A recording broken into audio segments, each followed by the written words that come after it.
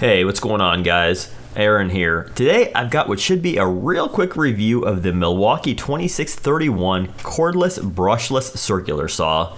Normally these reviews can get lengthy, but I'm hoping to knock this one out in just a couple of minutes. As per usual, we'll start with an unboxing, get into some initial impressions, run her through some tests, and then close this video out. So let's get going.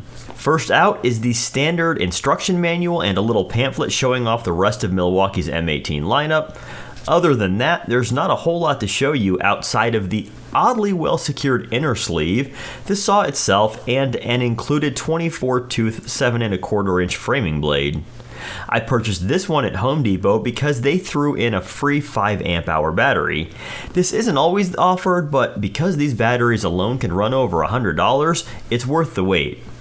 If you are interested in the tool sans the battery, then Amazon is usually a tad cheaper. I'll place a link below. It's an affiliate link. Use is greatly appreciated.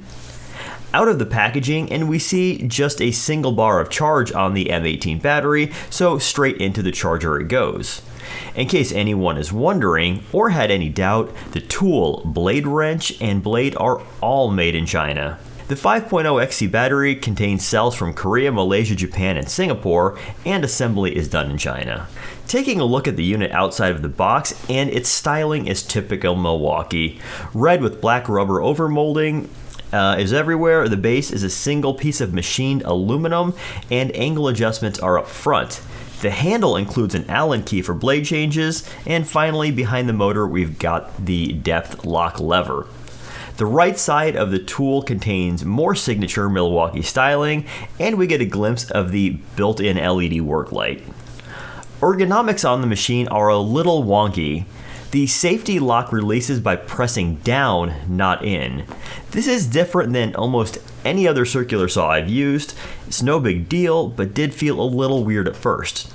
Then, for whatever reason, the manufacturer went with some kind of mini grip.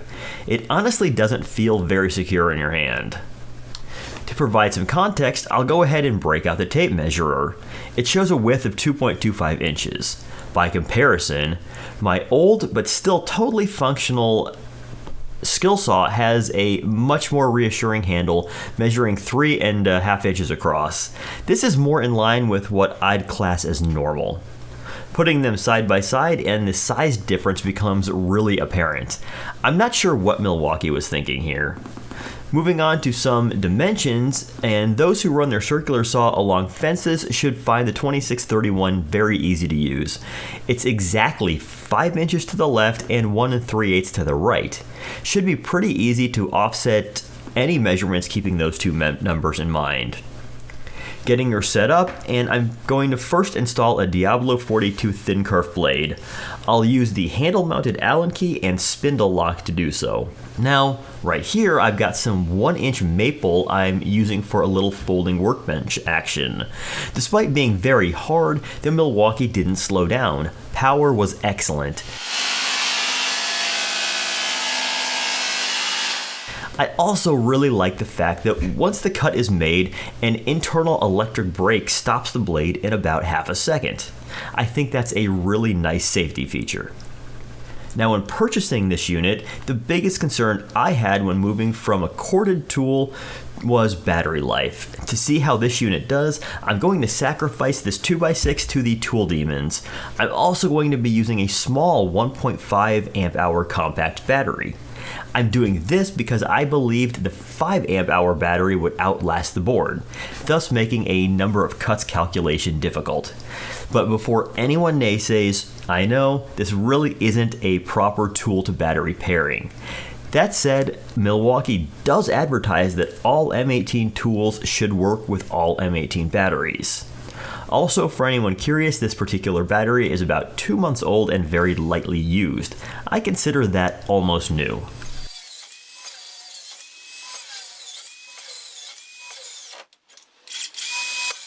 Here we ended up with 39 cuts. Assuming a linear relationship between battery life and battery size, we'd then estimate the included 5 amp hour battery to be good for 130 90-degree cuts in 2x6 lumber.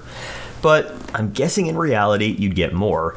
This circular saw really seemed to tax the smaller battery, and I'm guessing that took its toll on longevity. Again, I know this wasn't the best way to test, but it's what I had, so it's what I did. In addition to the convenience of cordless, we're also seeing a big improvement in sound level.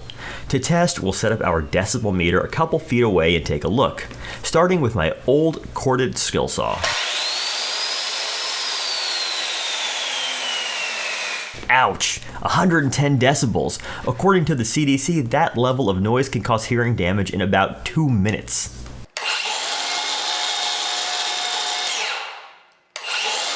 On the other hand, we've got about 95 for the cordless Milwaukee. Here you should be good for about 50 minutes. Plus, it just subjectively sounds much quieter. Overall, I like, but I don't love the 2631 cordless circular saw from Milwaukee. And that statement is coming from a fanboy of the brand. I pretty much run M18 exclusively and have absolutely loved everything else I've bought from them. I even buy their driver bits out of brand loyalty. That said, this product just doesn't have that classic bulletproof Milwaukee build quality, and the tool's ergonomics leave quite a bit to be desired. The inclusion of a free 5 amp hour battery does a lot for this product's value proposition, but without that, I think I'd look elsewhere in Milwaukee's lineup. And that will about do it for today. If you found any of this useful, a like, sub, or share would be greatly appreciated.